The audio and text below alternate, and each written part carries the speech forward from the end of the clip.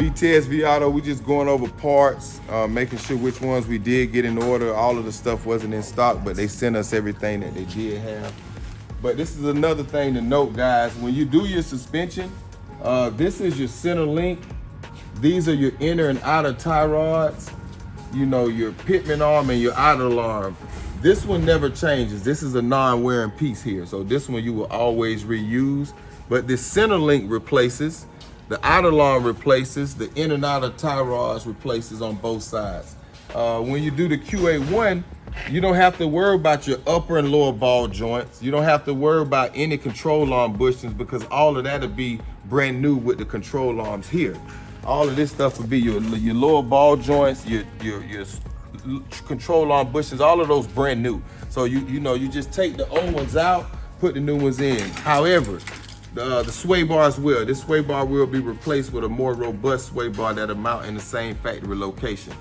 But the center link, inner outer tie rods, this suspension part is something we would get separate, brand new from like a parts store, any of our partners, Advance, Discount Auto Parts, any of those companies we can get replaced because you use the factory OEM inner and outer tie rod and center link as well as the pitman arm. Like some of these components may still have some wear left in them, but being that we're doing a complete suspension, all of those parts we'll replace as well. You might spend, $500 to get all of those brand new. So at this point, why not do everything while you're here? So all of the labor is going to be the same anyway. Taking all the suspension off, putting it back on, you might as well go ahead and put everything brand new.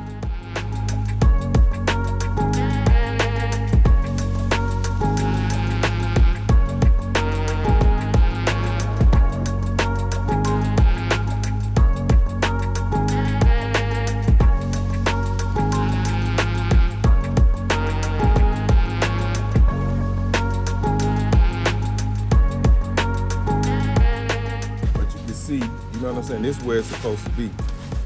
You can kind of figure out, it still got the bushing in there. We have to take this out. But you can see exactly where it got to be based off of this frame. Yeah.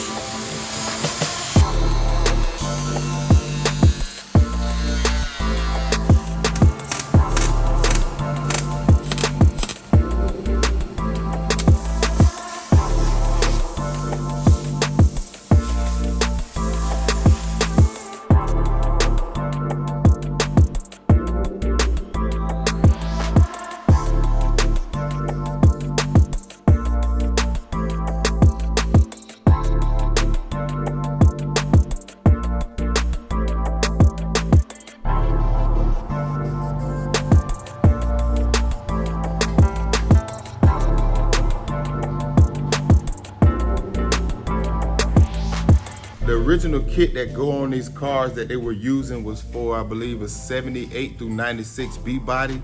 This is a B-body vehicle. That lets you know the control arms from 71 all the way up to 96 were pretty much in essence the same.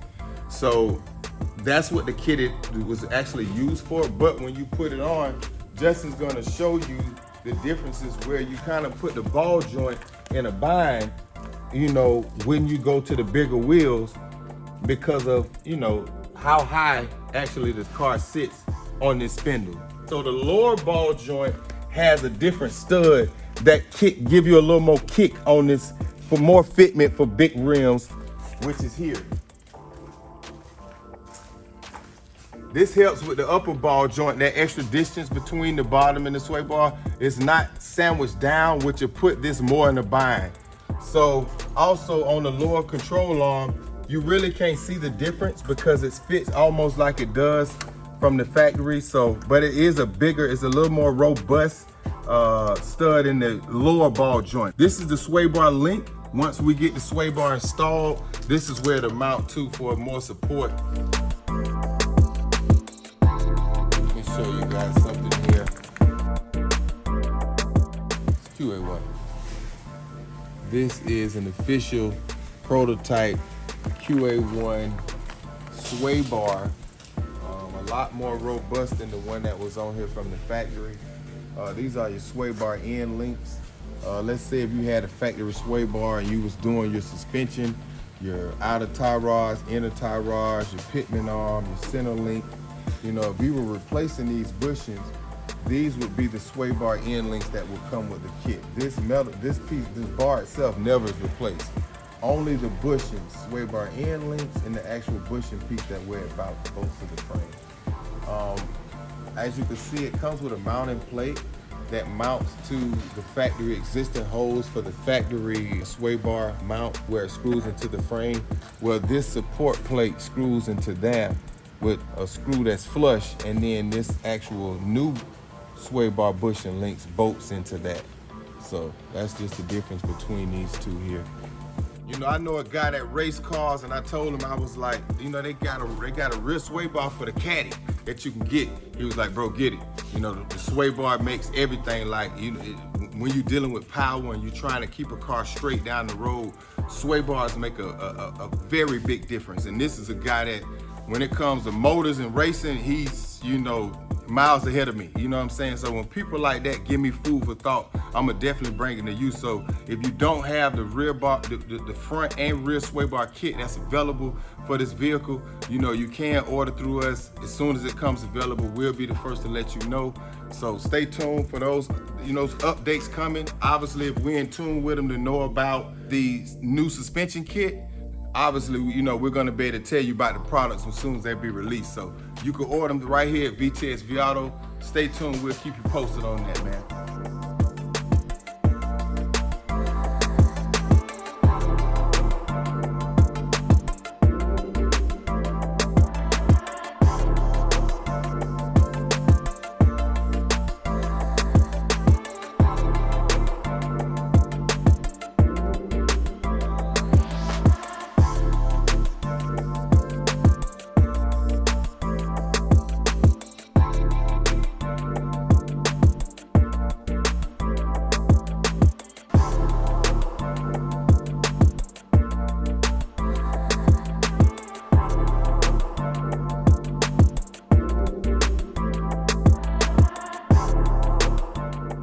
Now we're putting the kit on and we're giving you our thoughts of it.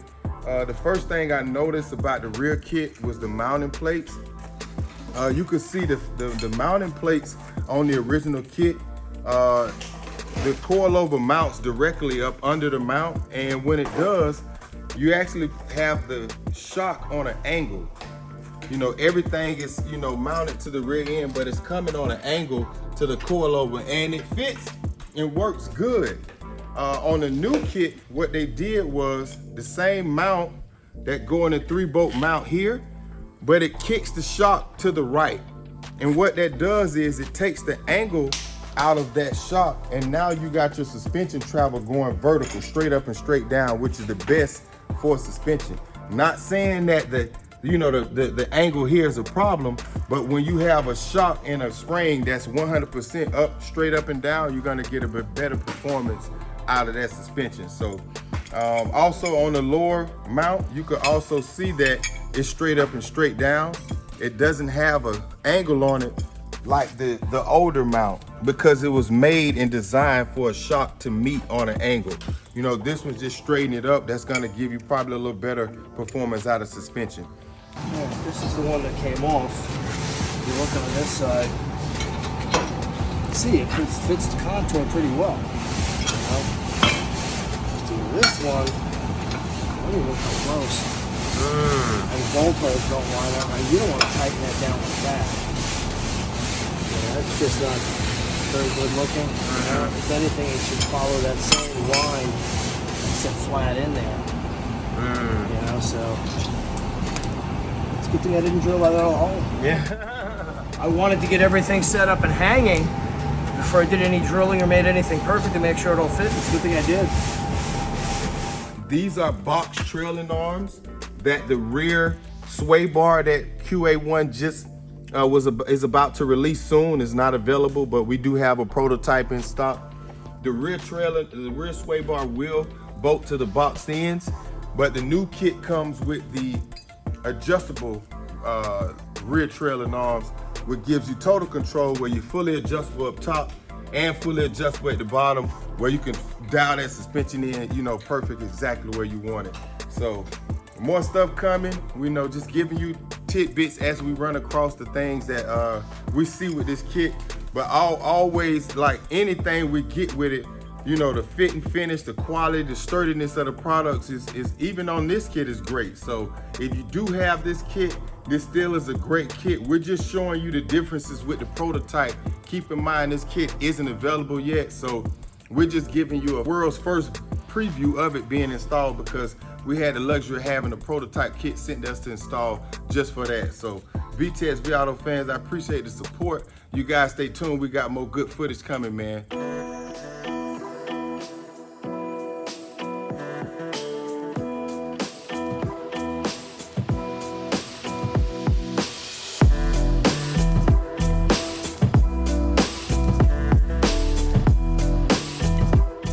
I definitely like how robust and solid this rear sway bar makes the car, and it's plug and play with everything else. When you put these pieces in, you just like the shocks, you want to have them standing straight up as possible. You know, we tried to put these bolts, because you could almost put the bolts in the same holes where if you take the exhaust hanger bracket out, you could almost put it there, but you would almost have to, this would be on an angle to reach it. You also could have mounted this on the inside to try to reach those holes, but now you're getting closer to your exhaust pipe. So this is the fitment that they made it for. It's designed to be on the left side of the exhaust hanger, the original. You can see we removed it here, but everything fits good. The rear sway bar, the front sway bar, all of the prototype parts that they came out with was very nice, and you know, it fits great. So anybody that has this car, we definitely recommend it. We really like the fit and finish of it. So definitely all of our cars here at VTSV Auto, you know, definitely get all of my high-end builds, we'll get it in. Just wait till we add our custom touch for its colors to it, you know. So they deliver the product. Now it's time for us to give it a Manny and Petty treatment that we do here at VTSV Auto. So you guys stay tuned. We some bad mama jammers. I told you, tell your auntie about us, man. Tell your mama about us, your uncle, your baby daddy. You know, let them know y'all gonna find some bad people in Florida, man.